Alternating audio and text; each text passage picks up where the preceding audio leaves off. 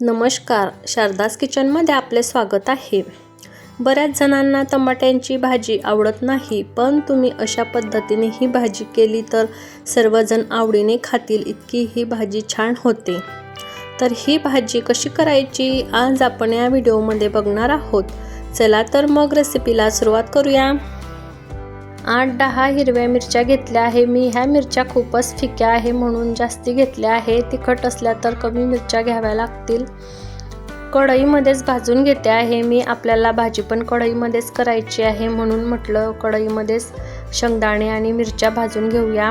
मिरच्या अर्धवट भाजल्या की लगेच शेंगदाणे टाकायचे आणि मंद आचेवर भाजायचे, म्हणजे आतपर्यंत शेंगदाणे पण भाजले जातील।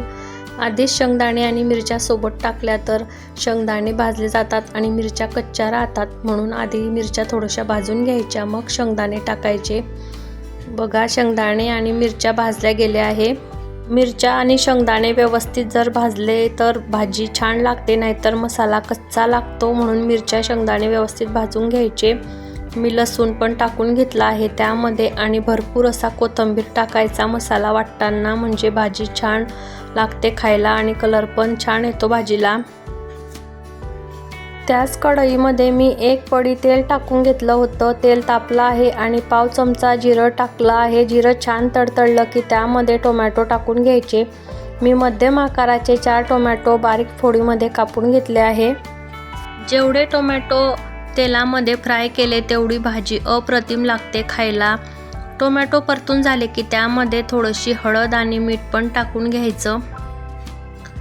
हे व्यवस्थित परतून घ्यायचं आणि मग त्यामध्ये मुगाची डाळ टाकून घेते आहे मी। 2-3 चमचे मुगाची डाळ स्वच्छ 3-4 पाण्याने धुवून घेतली आणि त्यामध्ये थोडंसं पाणी पण राहू दिलं आहे, म्हणजे डाळ आणि टोमॅटो खाली लागणार नाही म्हणून थोडंसं पाणी पण टाकून घ्यायचं। कुकरमध्ये डाळ आणि टोमॅटो जर शिजवलं तर त्याचा खूप गाढ होतो, व्यवस्थित भाजीला चव लागत नाही, म्हणून मी केव्हाही भाजी करताना टोमॅटोची अशाच प्रकारे करते। खूप छान लागते, तुम्ही पण नक्की ट्राय करून बघा। 5 मिनिट झाकण ठेवायचं आणि एक वाफ काढून घ्यायची, तोपर्यंत मसाला बारीक करून घेते आहे मी। बघा, 5 मिनिट झालेले आहे, छान वाफ निघालेली आहे।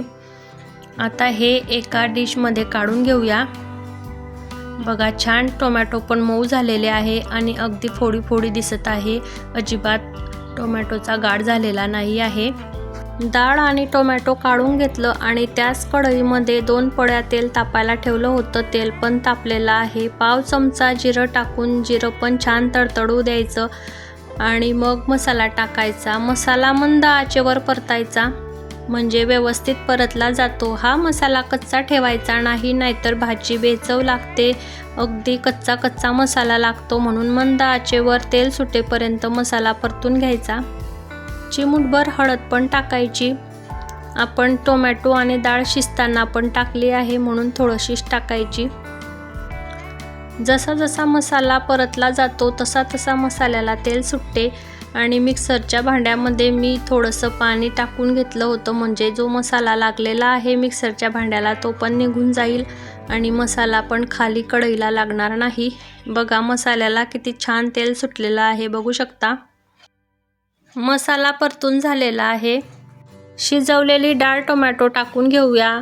डाळ टोमॅटो टाकल्यावर 2-3 मिनिट परतून घ्यायचं मसाल्यामध्ये आणि मग पाणी टाकायचं। डाळ टोमॅटो टाकल्यावर लगेच पाणी टाकायचं नाही, नाहीतर भाजी बेचव लागते खायला, म्हणून आधीच पाणी टाकायचं नाही। 2-3 मिनिट डाळ टोमॅटो शिजून घेतला आहे आणि 2 ग्लास पाणी टाकून घेते आहे। तुम्हाला भाजी किती क्वांटिटीमध्ये करायची आहे त्यानुसार तुम्ही पाणी टाकू शकता। पाणी टाकलं की लगेच मीठ पण टाकून घेऊया चवीनुसार। मीठ आधी टाकलं होतं म्हणून मी थोडंसंच टाकलं आहे, नाहीतर भाजी खारी होईल। मीठ टाकून मिक्स करून घ्यायचं आणि भाजीला छान खडखडीत उकळी काढून घ्यायची। ह्या भाजीत तुम्हाला कोथिंबीर टाकायचा असला तर तुम्ही टाकू शकता। माझा कोथिंबीर थोडासाच होता म्हणून मी मसाल्यामध्येच बारीक केलेला होता, वरून टाकायला नव्हता म्हणून मी टाकलेला नाही आहे।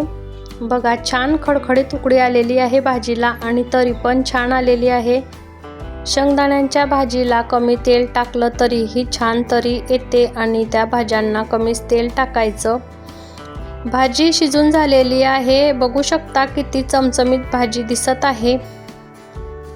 तयार आहे अगदी साध्या सोप्या पद्धतीने चमचमीत टोमॅटोची रस्सा भाजी। मग कशी वाटली तुम्हाला टोमॅटोची रस्सा भाजी?